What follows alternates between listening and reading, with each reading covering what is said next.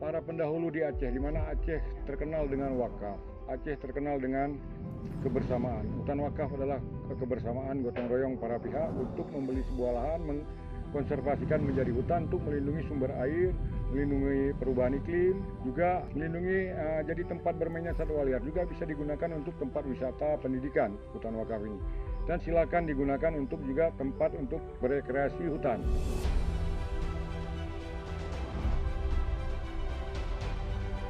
Kita harap pohon di sini juga yang asli di sini semakin membesar, sehingga fungsi ekologinya berperan penting di sini. Salah satunya adalah melindungi degradasi lahan, mencegah juga erosi, di mana pohon juga berperan perubahan iklim, memproduksi oksigen.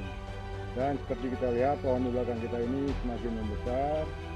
Kita harap membentuk tajuk sehingga komponen ekologi berjalan sebaik-baiknya di sini.